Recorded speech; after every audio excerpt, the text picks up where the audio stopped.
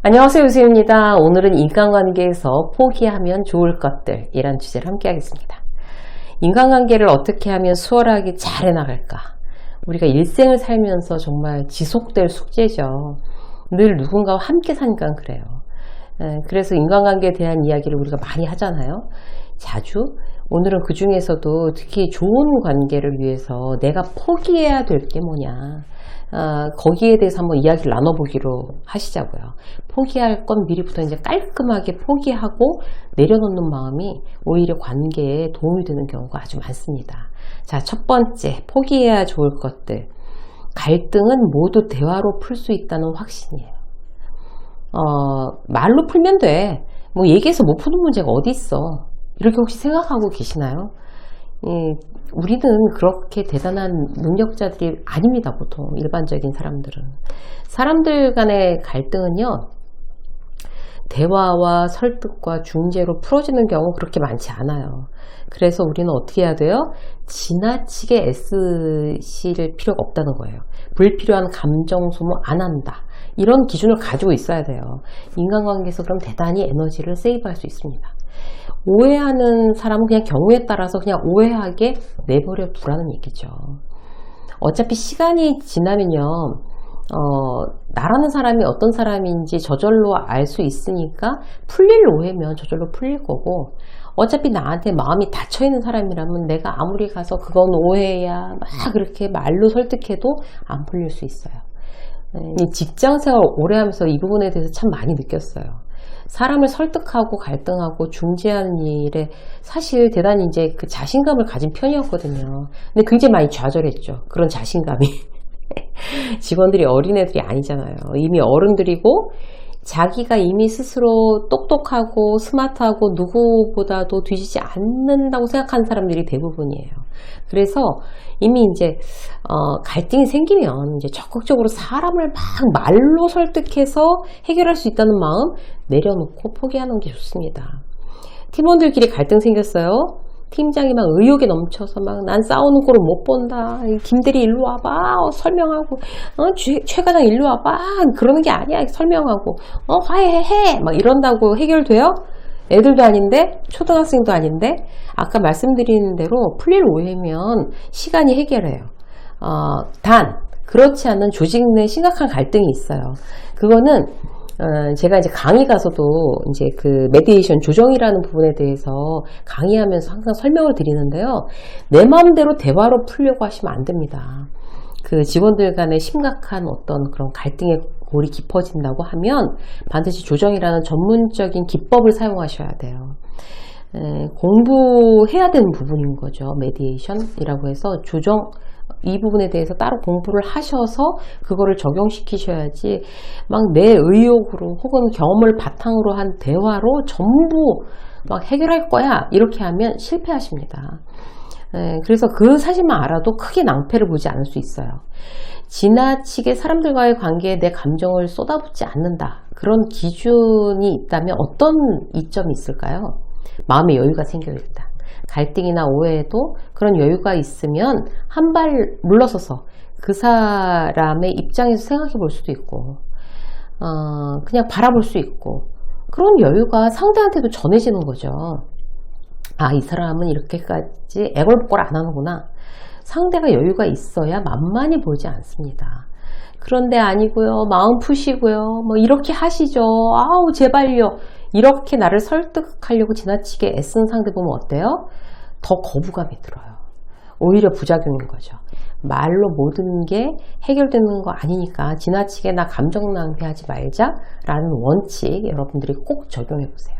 두 번째, 어떤 거 포기할까요? 인간관계 잘하는 사람들은 변할 거라는 기대 하지 않습니다. 인간관계의 고수들은 우리는 사람한테 그런 생각 많이 해요. 내가 설득하면, 내가 노력하면, 내가 기다려주면 저 사람 바뀔 거야. 근데 보통 사람 어떻게 돼요? 안 바뀌어요. 예를 들어서 약속 잘 안 지키는 사람 있잖아요. 세월이 흘러서 약속 잘 지키는 사람으로 바뀌는 거 보셨어요? 저는 거의 못 봤어요. 친구들 보면 딱 알잖아요. 친구들 막 옛날에 어렸을 때부터 만났던 친구들. 모임에 늦는 친구는 몇십 년 동안 한결같이 늦어요. 미리 오는 친구는 미리 와요. 회사에서도 일찍 출근하는 친구는 계속 일찍 출근하고 1년에 한 번도 지각 안 해요. 지각하는 사람이 자꾸 지각해요. 그 패턴이 사람은 이렇게 패턴을 반복하는 거예요. 그래서 그 패턴이 웬만하면 어마어마한 계기가 있지 않으면 변하지 않죠. 그래서 이 부분을 내가 이제 포기해야 내 주변의 사람들과 더 잘 지낼 수 있습니다. 스트레스 없이. 결혼할 때는 눈에 콩깍지가 씌었는지 전혀 그런 단점이 보이지 않다가 결혼 이후에 당황하게 되는 경우 굉장히 많잖아요. 그죠? 그리고 그 상대의 마음에 안 드는, 배우자의 마음에 안 드는 부분을 내가 막 고치겠다고 노력하다가 싸움이 되는 거죠. 남편들 중에 아내가 전업주부임에도 불구하고 집을 너무 안 치워서 집에만 가면 너무 피곤하고 화가 난다는 그런 분들이 있어요. 발 디딜 데가 없대요. 그래서 그 일로 싸움이 고쳐질까요? 그렇지 않아요. 자, 또 다른 예. 이번엔 남편이라는 사람이 집에만 오면 TV만 봐. 아무것도 안 하고 주말이건 뭐 평일날 밤이건 다른 집 남편들처럼 같이 운동도 하고 뭐 헬스를 가든가 수영을 하든가 테니스를 치든가 그런 게 또 막 아내는 막 잔소리를 해요. 그럼 남편이 바뀔까요? 절대 안 바뀝니다. 아까 말씀드린 청소를 아내가 도저히 안 해서 정말 힘들다. 그럼 본인이 직접 하는 게 가장 좋은 방법이고 근데 본인도 회사 갔다 와서 본인도 할 생각이 없으면 일단 잔소리하지 말고 자기만의 공간 따로 조그맣게 제일 작은 방 그야말로 옷방이라도 자신만의 공간을 아주 그냥 이렇게 누워 있을 만한 거라도 이제 깔끔하게 직접 꾸며서 거기 동굴처럼 들어가 있으면 돼요. 나머지 집 공간이야. 이제 신경을 꺼야 되는 거죠. 이제 싸워서 될 일이 아니니까. 그래야지 자기도 집에서 잔소리 안 하고 자기도 쉴 공간을 마련하고 이러면 되는 거예요. 아내와의 사이도 나빠지지 않는 방법이에요. 남편한테 한두 번 권해도 운동에 아예 관심이 없다면 자기 혼자 해야죠. 운동 열심히. 사람마다 피곤 풀고 자기를 관리하는 방법이 다르거든요. 그게 내가 생각하는 건 운동인데 남편은 그렇게 생각 안 하는 거예요. 못 고쳐요. 그건 강요해서 될 문제가 아니라는 거죠. 직장 상사가 책임을 후배들한테 막 떠넘기고 자기는 뭐가 잘못돼도 이렇게 쏙 빠져나가는 스타일이라고 치자고요. 그런 사람이 내가 이제 잘해주고 이제 기다려주면 저 직장 상사의 저 이런 나쁜 성향이 바뀔 거야. 이렇게 기대해도 될까요? 절대 안 바뀝니다. 그런 직장 상사는 분석하고 나의 직장 상사는 이런 타입이구나. 그러면 거기에 대한 개인별 맞춤 전략으로 들어가야 돼요. 회사에서는 개인별 맞춤 전략 직장 상사한테는 굉장히 중요합니다. 그러면 저 사람은 저렇게 나중에 딴소리 하는 사람이니까 자, 증빙 남기고 참조 걸어서 프로세스를 다 팀원들 다 오픈하자. 그러면 그 사람한테 맞는 나중에 정말 내가 언제 이렇게 시켰어 라고 말 못하게끔 그 사람에 맞는 맞춤 전략으로 내가 일을 해야 내 스트레스 지수가 떨어진다고요. 내 스트레스 지수가. 그 사람이 시간이 지나면 안 그러겠지. 지금 차장인데 부장으로 진급하면 안 그러겠지. 내가 노력하면 변하겠지. 그런 마음을 포기하고 개인 맞춤으로 대해주면 된다는 얘기예요. 그게 직장 상사와 더 잘 지낼 수 있는 방법이 되겠습니다. 자, 세 번째. 내가 참는 게 편하다. 라고 생각하시는 분들 그 마음 포기하세요. 포기하라고 하기보다는 정말 버리세요. 사실 이런 마음 가지고 있는 분들 많아요. 회사에서 아주 무례한 직장 상사, 아주 무례한 선배, 그런 빌런들 있잖아요. 보통 방송에서 제가 이제 그런 표현하세요. 그 무례함에 대해서 이렇게 권유를 드리는데 어떤 영상에서 댓글을 보면 현실적으로 그렇게 못합니다. 이렇게 말씀하시는 분들이 참 많아요. 어떤 분은 제가 이제 평생 직장 생활 했던 사람인 줄을 모르시고 이제 댓글에다가 직장 생활 안 해보셨나 봐요. 이렇게 붙이시는 분들도 계세요. 직장 생활을 책으로 배우셨나 봐요. 막 이렇게. 그런 댓글까지 봤어요. 그분들의 심리를 이해 못하는 바는 아니죠. 그분들은 저렇게 표현하라는 거 강사니까 저렇게 얘기하지 저렇게 못해 현실에서는 이렇게 생각하시는 거예요. 그분들의 대표적인 성향이 내가 참고 말자. 나만 참으면 다들 편하잖아 이렇게 생각하는 거죠. 표현해봐야 달라질 거 없을 거라고 생각하는 거죠. 근데 사실 그 마음이 자기를 속이는 거예요. 그러니까 좀 이렇게 회피하는 거죠. 두려우니까. 내가 참는 게 베스트라고 생각하는 거 착각이에요. 만약에 직장 상사가 나를 화풀이 대상으로 나를 삼았다. 근데 내가 한두 번 참았어요. 속으로는 지도 사람인데 이렇게까지 몰상식하게 하진 않겠지. 속으로는 미안한 줄 알겠지. 지금은 화가 났지만. 자기가 잘못한 줄 설마 모를까? 이렇게 생각하잖아요. 그런데 실제로 모를 확률이 굉장히 높습니다. 왜냐하면 그게 이제 비상식적이고 무례한 일인 줄 아는 사람이 일부러 그렇게 하지는 않거든요.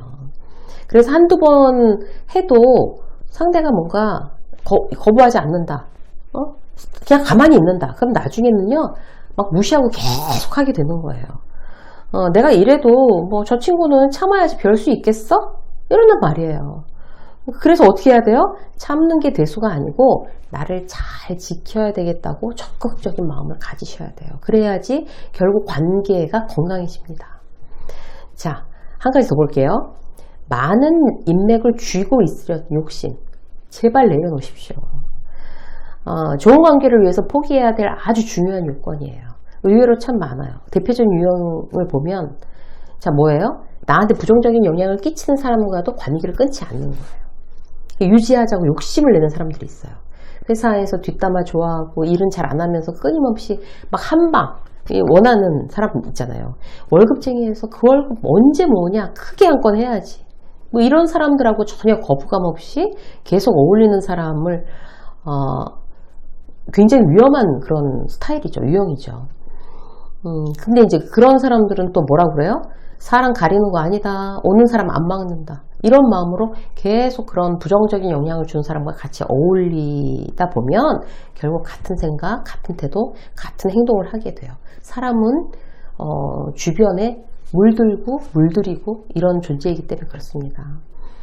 함께 시간을 보낸 사람과 비슷해져요. 향기로운 사람들, 그런 사람들을 하고 어울리면 나한테도 향기가 옮아요. 그런데 부정적인 사람들, 일은 대충 하는데 목돈 버는데 집중해! 이러면서 엉뚱한 짓 하는 사람 곁에 있으면 나도 그런 성향에 물든다는 거예요. 이런 동료라도 없는 것보다 나아. 이렇게 생각하는 거 바로 착각입니다. 여러분. 내려놓으셔야 돼요. 포기하셔야 돼요. 자, 두 번째는요. 그 사람이 사회적으로 뭔가 영향력이 있는 사람이면 그가 나를 친구로 생각하지 않아도 일방적인 관계로 인맥이라고 막 우기는 그런 분들이 있어요.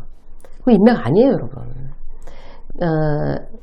그런 사람 내 주변에 있나? 이거 확인하는 방법이 뭔가 하면 내가 전화 안 하면 나한테 1년에 한 번도 연락 안 하는 사람, 내가 움직이지 않으면 만날 수 없는 사람, 일방적인 나의 노력으로만 서로의 생사를 확인할 수 있는 사람 이런 사람 포기하십시오. 네. 이런 인간관계는 인맥도 아니고 아무것도 아니에요. 내 에너지만 낭비하는 일이 되겠습니다. 오늘은요, 좋은 인간관계를 위해서 여러분들이 포기해야 될 것에 대해서 약간 좀 냉정하게 말씀드렸어요. 여러분들의 건강한 그리고 아주 귀한 그런 인간관계를 응원합니다. 유쌤의 직장서 여기까지 하겠습니다. 고맙습니다.